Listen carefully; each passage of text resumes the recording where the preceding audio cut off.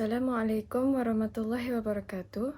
Nama saya Nusyada binti Azhar. Pada hari ini saya akan menerangkan tentang lontar peluru. Pertama sekali, kita akan lihat dari segi peralatan dan kelengkapan untuk acara lontar peluru. Peralatan yang pertama sekali semestinya ialah peluru.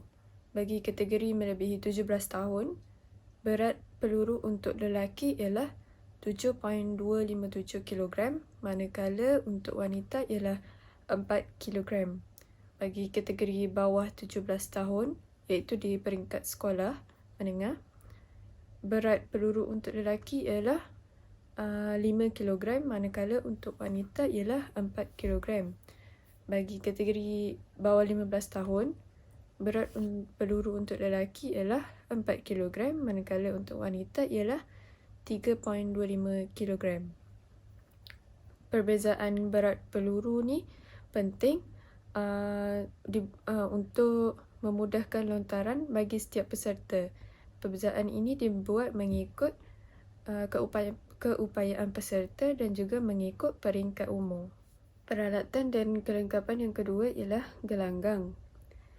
Di dalam gelanggang terdapat bulatan melontar, terdapat kawasan mendarat iaitu tempat peluru jatuh, terdapat satu garisan bulat yang mengelilingi bulatan melontar yang berukuran 2.135 meter dan juga terdapat papan penahan di hadapan kawasan melontar untuk menentukan lontaran sama ada sah ataupun batal. Peralatan dan kelengkapan yang seterusnya ialah pita pengukur. Pita pengukur diperlukan untuk mengukur jarak lontaran peluru. Bacaan itu diambil bermula dari papan penanda sehingga ke tempat peluru jatuh. Seterusnya, kita akan lihat dari segi aspek kemahiran asas. Yang pertama ialah kaedah pegangan peluru. Terdapat dua jenis kaedah pegangan peluru iaitu kaedah 3 jari dan juga kaedah 5 jari. Contoh, bayangkan ini ialah peluru. Bagi kaedah 3 jari, peluru diletakkan di bawah pangkal jari tetapi bukan di tapak tangan. Kalau di tapak tangan, ia akan batal. Jadi, peluru diletakkan di bawah pangkal jari.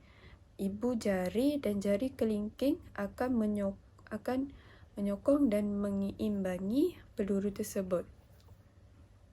Peluru diletakkan begini dan ibu jari pokok.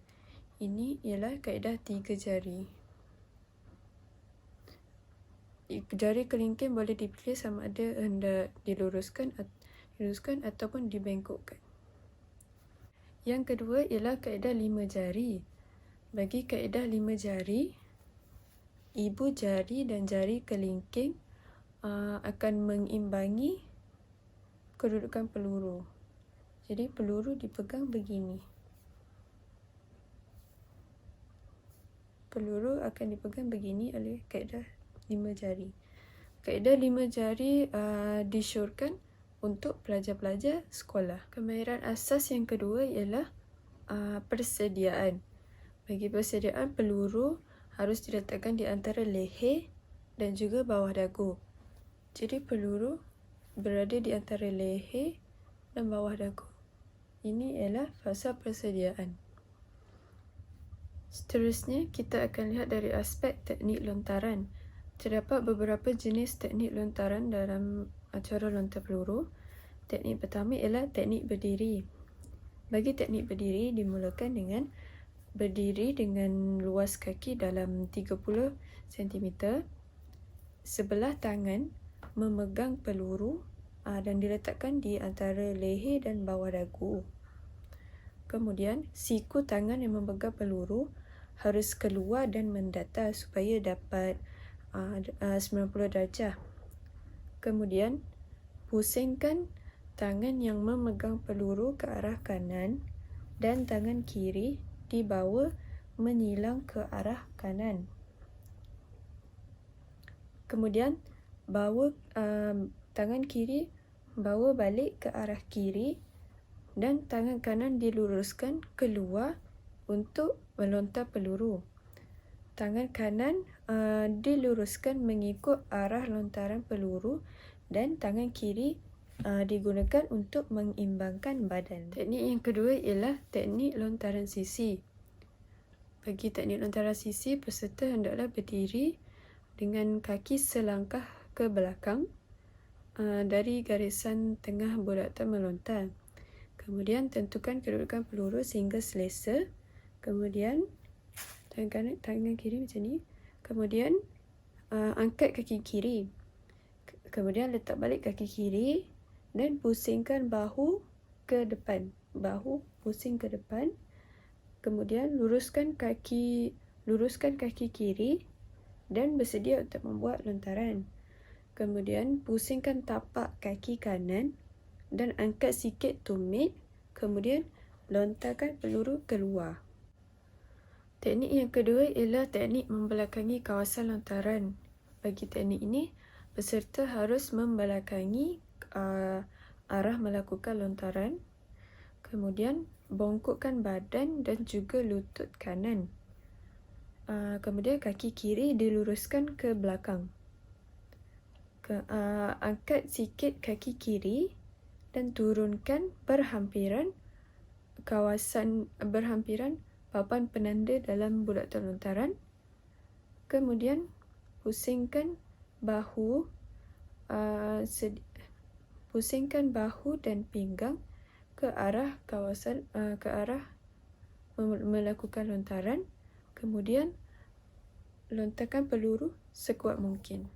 Teknik membelakangi kawasan lontaran merupakan teknik yang lebih maju bagi atlet yang baru terlibat dalam acara lontar peluru. Tidak digalakkan menggunakan teknik ini, tetapi jika dipelajari dan dapat diaplikasi, ianya menjadi satu kelebihan untuk atlet. Teknik yang terakhir ialah teknik pemindahan, iaitu teknik O'Brien. Pertama sekali, peserta harus membelakangi arah lontaran dan kaki kanan menyentuh garisan belakang. Bongkokkan badan, kemudian rapatkan kaki kiri dengan kaki kanan. Mulakan langkah dengan kaki kanan, bengkokkan lutut kaki kanan dan kemudian ayunkan tangan kiri keluar. Kemudian pusingkan bahu dengan pinggang ke arah kawasan melontar. Kemudian lontarkan peluru sekuat mungkin. Dan akhir sekali, lakukan pelajakan ayunan dengan memindahkan berat ke hadapan dan tangan kiri mengimbangi berat badan. Teknik O'Brien merupakan teknik yang digunakan oleh pelontar peluru peringkat tinggi ataupun profesional yang mempunyai kemahiran tinggi serta berpengalaman. Akhir sekali, peraturan dan undang-undang dalam acara lontar peluru. Yang pertama, lontaran hendaklah dilakukan dalam kawasan melontar sahaja dan peluru hendaklah jatuh dalam kawasan mendarat sahaja. Lontaran yang keluar dari kawasan mendarat akan dibatalkan. Yang kedua, peserta tidak dibenarkan meninggalkan kawasan lontaran sebelum peluru mendarat ataupun jatuh. Yang ketiga, peserta hanya dibenarkan masuk dan keluar melalui sebelah belakang kawasan lontaran sahaja. Peserta yang keluar atau masuk dari kawasan hadapan lontaran akan dibatalkan. Kemudian, peserta tidak dibenarkan memijak atau menyentuh papan penanda semasa melakukan lontaran. Yang seterusnya, peserta yang melakukan lontaran yang paling jauh akan dikira sebagai pemenang. Dan akhir sekali, terdapat 4 orang pengadil dalam acara lontar peluru. Yang pertama, pengadil pertama menentukan cara dan kedudukan peluru. Pengadil yang kedua mengawasi kedudukan kaki peserta. Pengadil ketiga dan keempat mengawasi tempat peluru mendarat.